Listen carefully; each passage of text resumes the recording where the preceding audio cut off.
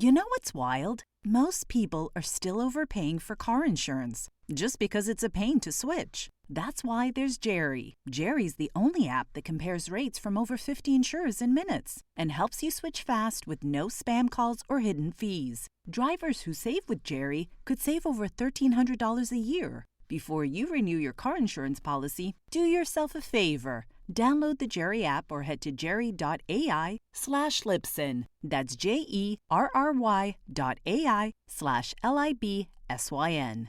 Hi, this is James Van Osdol, and welcome to Car Con Carne. As I'm recording this on January 23rd, it's been an okay winter so far. January hasn't been its usual soul-crushing self, but you know, that'll change. Things will take a turn. They always do in the Midwest. And when it does, man, the Chicago winters are brutal. For a homeowner, winters mean your gutters, windows, and doors can take a beating, and wind and hail just finish the job when spring rolls around. If you think you may have damages that could qualify you for a roof and or siding replacement through your insurance, you need to talk to my friends at Suburban Roofing and Siding. They'll give you a free 9-point inspection of your property exterior before you call the insurance company. Let them assess any damages you may have and walk you through the steps of a claim, hassle-free.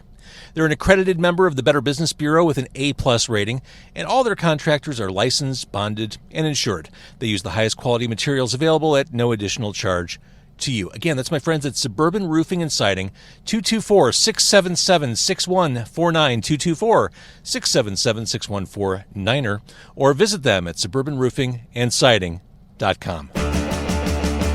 It's Car Con Carne. Let's eat in the car. It's Car Con Carne. And now here's the star of our show, James Van Osdol.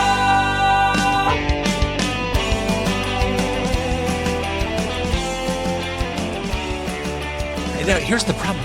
I've got the seat warmer on, but the seat warmer is currently blockaded by a ring light and a hard drive recorder, so I can't. My back's going to be sweaty when we leave. That's okay. Is it? But it'll save you a trip to the chiropractor because, you know, like, you'll have a nice warm back, you'll feel good, and muscles will be loose. It'll be nice and loose. All right, this is the loosest podcast you'll hear all week long. To my right, if you're watching on Facebook or YouTube or anywhere else that shares video content, he is comedian Mike Stricker. He is my front seat guest. Let's get him better framed in the picture through our camera crew. Mike Stricker, he is, if you're in the Illinois area, West Dundee, you can see him at Black and Gray Brewing. No, that already happened. You can see him. Good start. Holy shit, did you miss a great show? You can see him in St. Charles at the Hive on the 26th, which is this week as we're recording this. Also, Chicago Ridge at Burger Station, BERGER. Rushville, named after Rush. Yeah, I hope so. I hope so too. That's on February 4th, and in Freeport. I don't even know where these places are. Are they close? Am I giving bad dates here? A couple hours away. I'm working on more local stuff. Okay, fair. So we're at Gene and Jude's with comedian Mike Stricker. Gene and Jude's, of course, a staple. Now, you grew up in this area. Yes, sir. You're no stranger. Like I said, Gene and Jude's, you're like, yeah. Oh, yeah. I didn't need any more info. As soon as you said Gene and Jude's, I was like, this is going to be great. I'm going to eat hot dogs with JVO in his car. I'm a fan. First and foremost, I'm a fan. I've been a fan since I was a kid. You're one of the first radio personalities I know. Not too many people will be more geeked to be here than me tonight. So thank you. God. Well, I'm glad to have you. I thought you were starting to talk about how excited you were to be at Gene and Jude's, which would also be perfectly valid. This place is unchanged. I've said it before in this podcast. Nothing here has changed except for the fact that they now take credit cards. Yes, sir. But the prices, I mean, we walked out of there, I think it was $13 for a sack of food. Hold up the ceremonial sack of food. Oh, look at that. Oh, and you know it's good. You know it's good because the fries are working their way on breaking free through their greasy, bag deteriorating oil. They want to see the bag, not my face. This is beautiful right here. That is beautiful. So let's break it out, because for people who haven't been to Gene and Jude's, for people who haven't seen Gene and Jude's, there's something special about this. They're the depression dogs that are wrapped in their homemade fries. They cut their own fries here, and the fries are actually, I think, underrated in the greater Chicago area. Absolutely. And in fact, I'm going to move the camera here this is so hot on my hands. This was a bad idea. I don't want to hold this up much longer. Like, there's a hot dog under there. It's not visible right now. It's just buried under the heft of all those French fries. Oh, there it is. There it is. It's in there somewhere. See that little turtle head poking through? You have to earn your way to it. You do. But you've been coming here forever. Yes, sir. Any stories, any memories, any fond, any drunken moments? Oh, absolutely. I went to college down the street, so we used to come here all the time after any night out. First off... Wait, there's a college in, like, Melrose Park? Yeah, there's Concordia where I went, and then there's Dominican across the street as well. So a couple of things about this place. There's a McDonald's next door, and it's the only McDonald's in the world that stays in business because they sell ketchup. Because if you come to Gene Jude's... Wait, they sell ketchup? They sell their ketchup packets because people who come here... The story is Gene Jude's is very strict on the traditional Chicago-style toppings. You will get yelled at and possibly kicked out if you ask for ketchup. And I'm not sitting here trying to, like, challenge people. These are hardworking dudes in here. They don't want, like, a hard time. But if you ask for ketchup, it will really bother them, and they might kick you Mike, out. That's all bullshit, right? Not that they do that, but the ketchup thing. I'm indifferent about it. I think you like what you like. But... I don't eat ketchup on my hot dogs, but I'm not one of those militant people like, how dare you? You're not truly from Chicago if you like tomato condiments on your hot dog. I think it's for them because it's their business. It's a lot different than just like a regular person like who likes food talking about it. But the ketchup packets are keeping the McDonald's open. That's hilarious. Because this place, one, it's cheaper. Like as you said earlier, you're not going to usually get $13 worth of food at McDonald's, and this tastes better too. But people will come here and want ketchup and run over there and grab some packets and. That used to not be a gas station. Maybe it was. I don't know. But the McDonald's is there basically for ketchup. So that's how good this is. All right. Surrender some napkins. Oh, I do have napkins. Here you go. Yeah. I already need them. My hands are already so greasy. How do I keep losing you over here? I'm squirmy. No, the camera keeps I'm going to go shifting. right in for the sport pepper. I might be in some trouble here because I'm... Yeah, you're definitely in. Oh, man. So, all right. Coming up in the Midwest... What was your original career trajectory, and when did you decide to completely torpedo it? Well, I don't know if I ever had a real career trajectory. You went to college. I went to college, got a communications degree, which is kind of a crap degree, to be honest with you. You know, I got... Tell me something I don't know. Just on its own, but, like, you have to know what you're doing with it. Like, I walked into class, and I knew this was a class for me, but I half went to college because I wanted to make friends and play tennis. So that was, like, half of my motivation, but... I got out of college, and my first job out of college is I actually worked for Redbox when they were kind of big in Oak Brook. And after a couple of promotions, I was one of the founding members of their social media team back in like 2010. That sounds like a big deal. It was pretty cool. 2010, 2011. So I helped start the social media team, and I did that until 2016, and I went to find a new job. Now, was that the kind of thing where they thought, hey, here's a young kid, it's social media, let's give him a chance and... I think that was part of it. The other part was I had really... When they rolled out social media, they didn't think it was going to be as social as it was. For them, I think it was like an avenue to have customer service in a way that people wanted to have it. Nobody wanted to call in, but you could go complain on Facebook, have your day, and then someone reaches out to you via private message, and then you're good to go after that. So I think that was the original approach.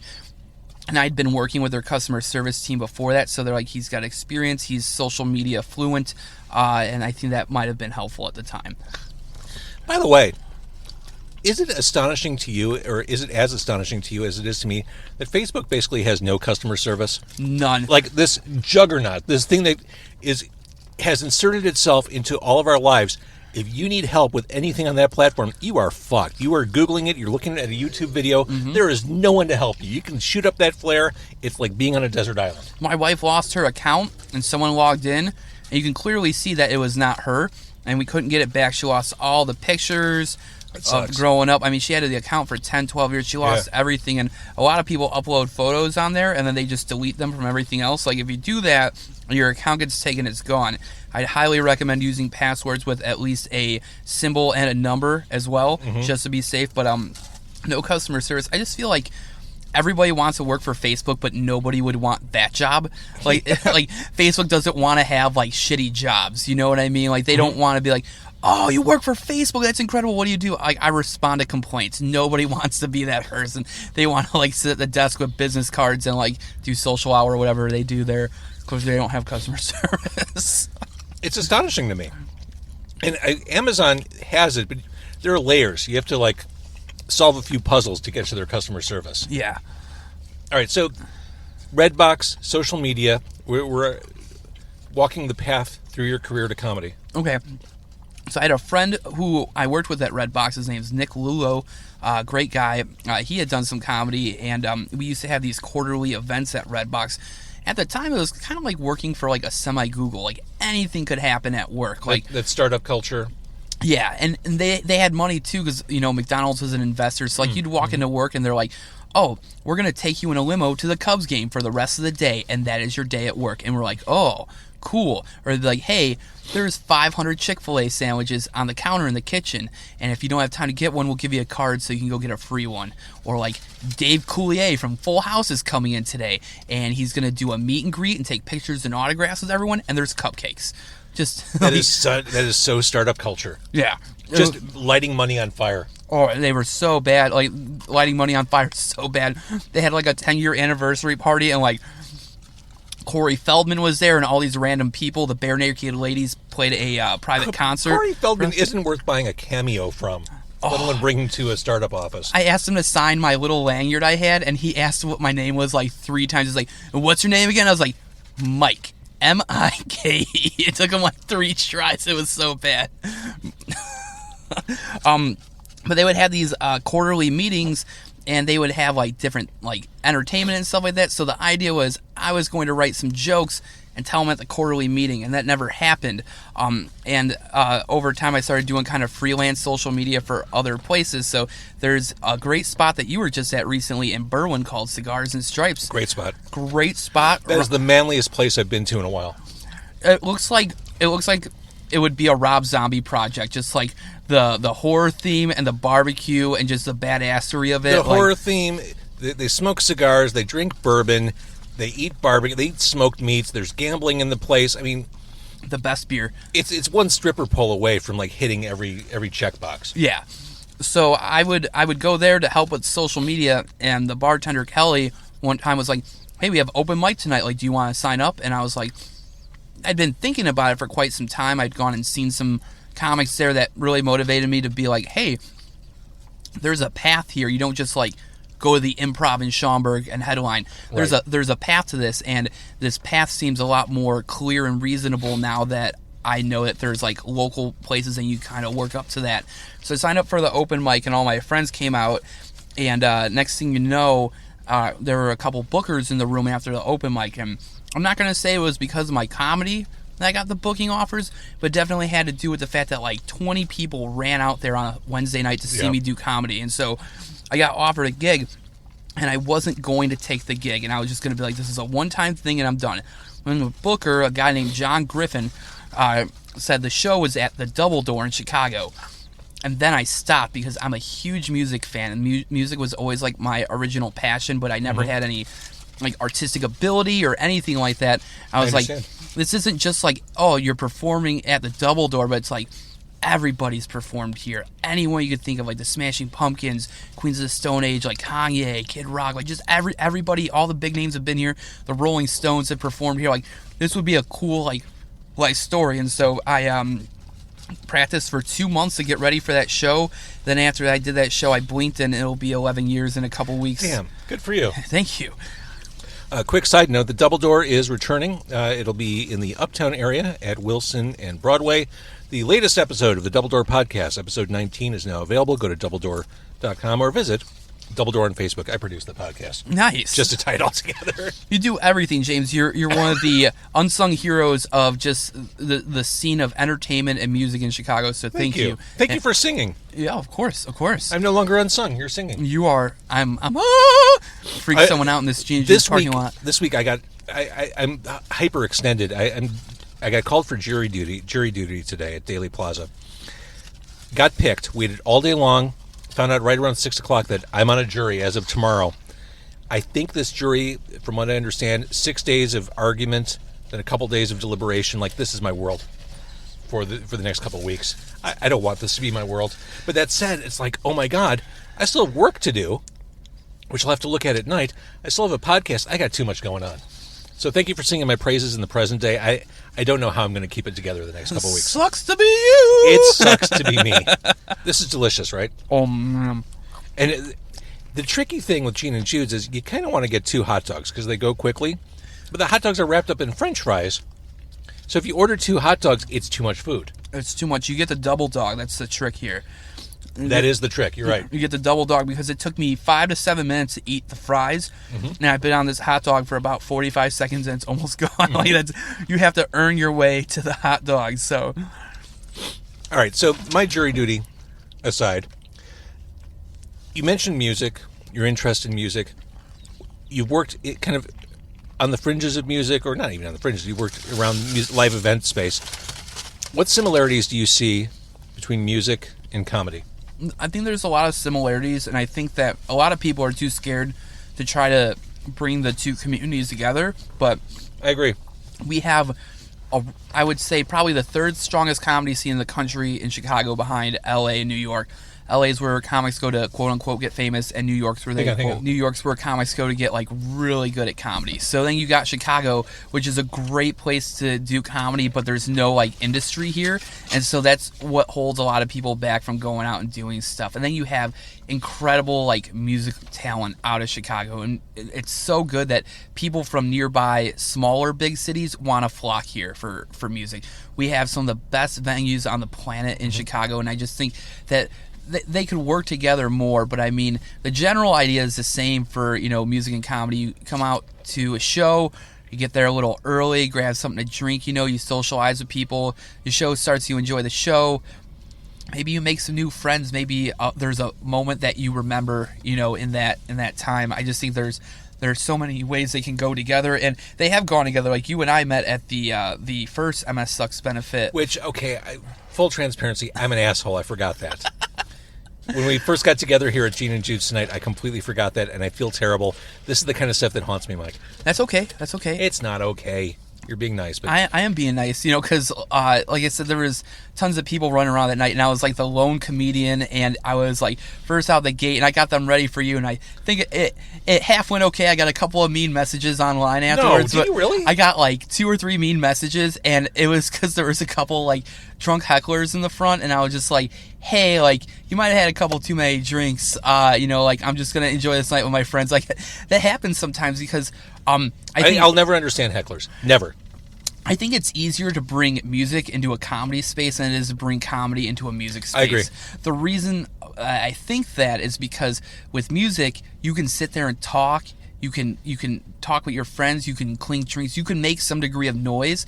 The music's always going to be louder. But if you have someone talking during a comedy show, it could ruin the whole room. And so the atmosphere, the performance itself, requires a lot more like concentration and focus by the crowd at comedy. And so I think that is the one factor that keeps music and comedy people from wanting to collaborate more, because then the music starts and you can be loud, you can get drinks, you can walk around and stuff, but you have to be like, you know, like you're in school, like seated and focused for comedy. And so when I walked out there that night, despite like posts on the internet and stuff, a lot of people weren't expecting a comedian to open up the show. And so to do that without any like, hey, like calm down for 10 or 15 minutes, we got a comedian coming out, it's kind of like a tough situation to put a comedian in. But I love Stubby so much. I love just supporting him, and I'm not scared of anything. I'll perform in any situation. I just don't care. I've been the national opener for the guys from Jackass for some years, and after you do those shows, like, you just don't really give a shit anymore, you know? Like, you know, you got people trying to come up and be like, hey, man, can I pick up Wee Man after the show? And it's like, no. It's like, why not, man? It's like, because he's a person, and he's like probably almost 50, and, you know, he just wants to do that. But like, those crowds were very tough and critical, so you had to learn how to navigate a rowdy audience. And, you know, you see a lot of comedy, and they're in ideal situations and clubs that will grab you and kick you out the moment you disrupt the show, you know? Mm-hmm. It's like asking for ketchup at Gene and Jude's, you know? They'll kick your ass right out. Like, they'll do that at comedy clubs, but at like a lot of the comedy clubs at like rock venues or like comedy music collaborations, it's not the ideal situation for the comic, but you will be stronger as a comic if you learn how to kind of work through that, and I think that's been helpful to me. That makes a lot of sense. Yeah, thanks. Well, speaking of crowds and performing, you have a goal. I mean, I think it's important for any artist to set goals, have career aspirations. Your goal is to play in every one of the states. Yes, every one of the 50 United States of America. Where are we at now? How many? We're at 43 right now, so we're getting close. This Friday, I'm in Georgia near Savannah for the first time, and then on Saturday, I'm in South Carolina in Charleston for the first time. So that will put me up to 45 by the end of the weekend. So I'm getting pretty close. I'm guessing Alaska's one of your big ones? Yeah, Alaska, Utah, Idaho, Montana, Arizona. I don't think people in Utah find anything funny. We're gonna find out because I'm getting there this year. Like we're going. The goals to be done before 2025, and a lot of people have asked me like the why I've set that as a goal and why I want to do it. I think I got so far just kind of organically, but my family was pretty poor growing up. I hadn't been on an airplane between ages 6 and 26, and I just wanted to experience like. It sounds cheesy, but like I'm a patriot. Like I love being an American. I love our country, and I want to go to all the different places and meet different people and see what it's really all about everywhere, and see if my stuff's funny to people that aren't just my 10 friends at a bar. Like I want to make everyone laugh, and it's been really fun to see what works in front of certain crowds and what works in front of every crowd so far. That's what I was wondering when I learned of your mission. Are all crowds pretty much the same once those house lights go down? Like, or is it a regional thing? Are you having different approaches or having struggles depending on where you're at? I think you take different approaches based on where you're at. But if you've been working, I've been working on this show of mine for so long that I just feel like I know that I've got something for everyone on every show. But even just Chicago compared to the suburbs, you get very different crowds. People are very like politically correct in the city, and in the suburbs they're not as politically correct, but both crowds might laugh very hard at different things. So even just from Chicago to the suburbs, you have that big jump. Sometimes you're at a place and it attracts a certain age of people, like younger, older people, or I've done churches, I've done vape shop grand openings. Like you get different crowds depending on like where you're at. Vape shop grand opening sounds like the trajectory of a radio personality.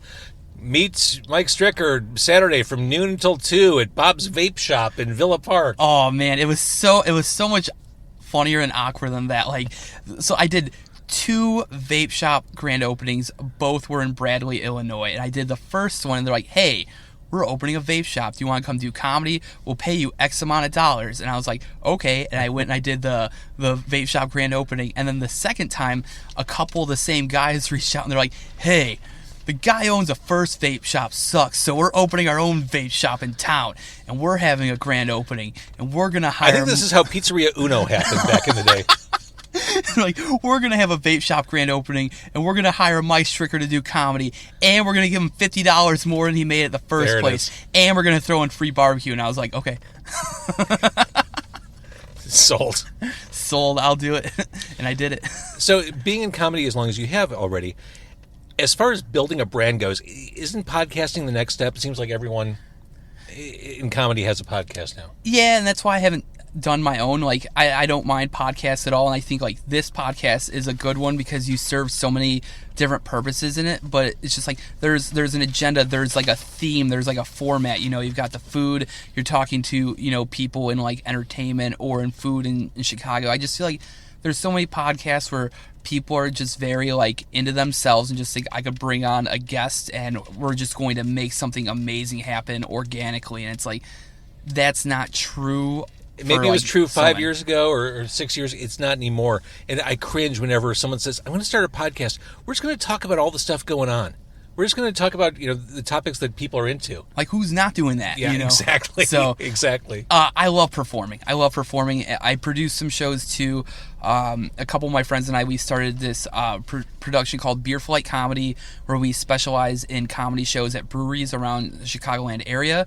I think we've got some of the best breweries. Like, I'm biased as I live here, but I love our breweries in Chicago. Well, that to me, the craft brewing scene. I asked you about music and comedy. Yeah. That to me is very similar. Oh, yeah. In terms of like the hustle and the marketing and everything. Yeah, and the craft breweries are awesome because they don't sit there and like judge your art as like a kind of like gateway to get in or not. You know, they just trust that you're going to bring them something good if you're reaching out. And the breweries are just very laid back and relaxed. And, you know, you're in a place that has something that no one else has. Like every brewer has something unique that no one else has. And it builds community. And when you go to visit a new city, a lot of people look up the breweries, like what's this town all about? Let's check out the breweries. Yes. And so you get a very special, unique community, and that's why breweries are great for like music and comedy events outside of your like traditional rock club or your comedy club. And there's nothing wrong with those places, but it's just there's a lot of artists and people looking for stage time, and in comedy you don't get better unless you're performing, and that's the only way to keep getting better. So you have to find new places to perform at, and breweries have been great. I'm performing at breweries in both those new states this week, so it's just going to be a lot of fun, and I get to try new beer.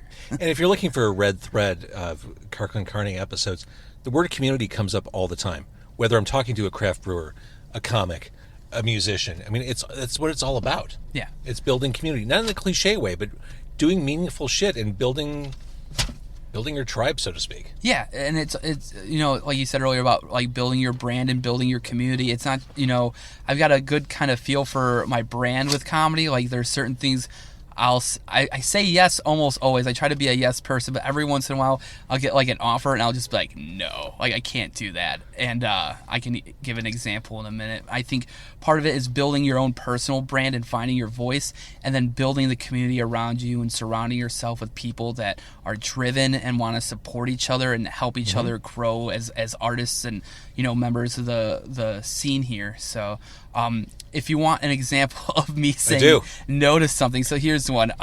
I got offered a gig to open for Ron Jeremy a few years ago. And right out the gate, I looked at my wife and I was just like, no, I can't do this gig. And I don't even really care if the guy hears the podcast, but this is what happened.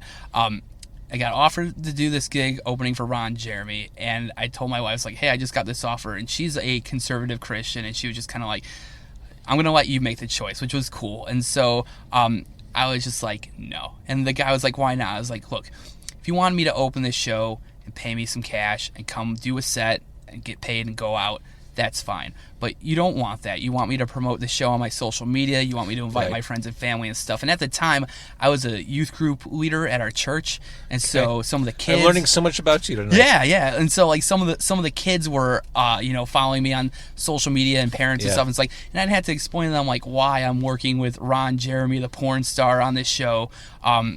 And I ended up saying like, no, I try not to burn bridges, you know. So I told the guys like, hey, I can refer another comic over to you. So I referred another comic over, and lo and behold, 2 days before the show, it got completely canceled. Oh no. So it stinks, but it was a reminder to like trust what you think is good and not good for your brand, you know. And it was a really important reminder for me, and that was a special lesson I've kind of picked up along the way. So, well, at the risk of upsetting your wife, I just want to say, you don't need Ron Jeremy. You exude big dick energy. Oh, thanks. I appreciate it.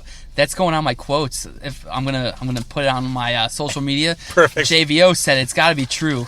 This man only speaks the truth. I only speak the truth. And that's why he's on jury duty for the next 6 days.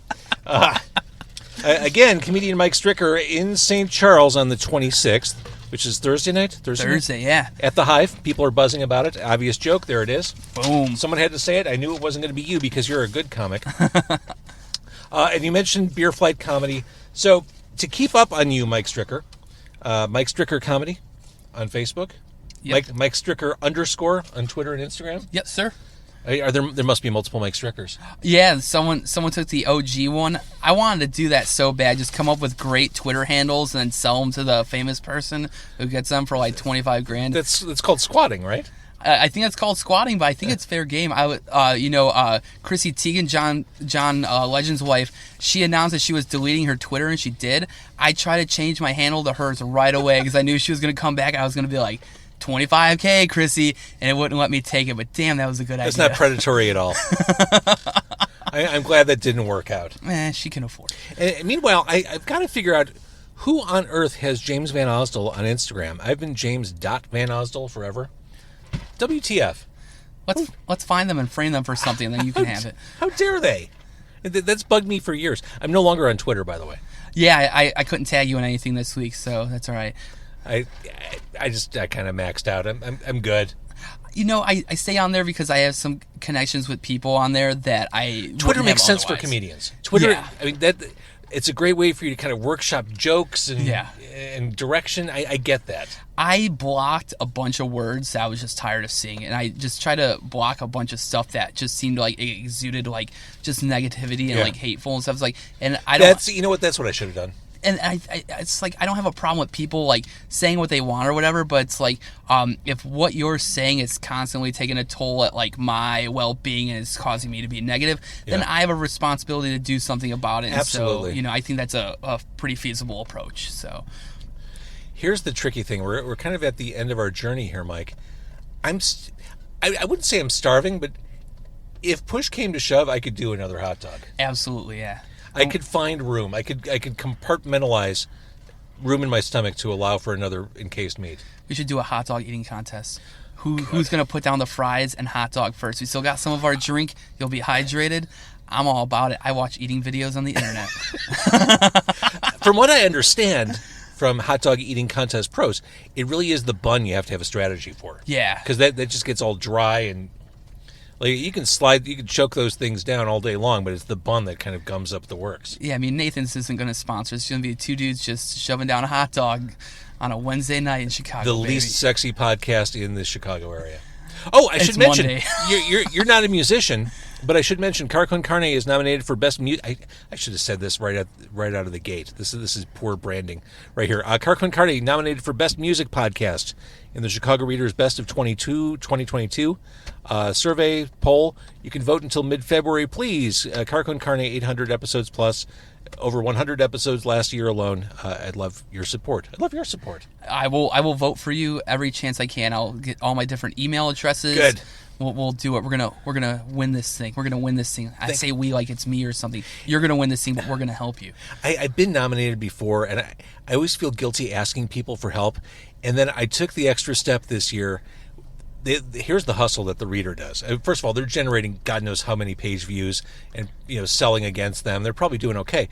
But for people who are nominated, like my podcast, for an additional $125, you can have prominent placement in the poll.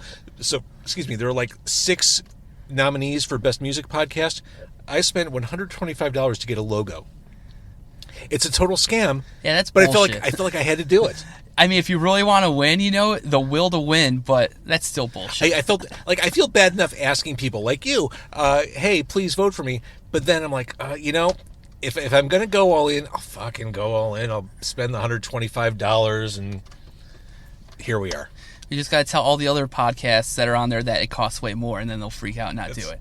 That's right. And I mean, the other podcast, perfectly valid, perfectly good podcast. A lot of people who have been on this show before, a lot of people who are friends of mine.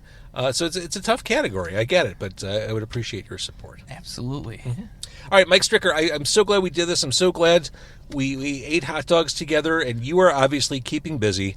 I mentioned the Facebook page and everywhere else where people can keep up on what you're doing. Let's do this again sometime. Absolutely. And Beer Flight Comedy, please check us out. I forgot to do the tags.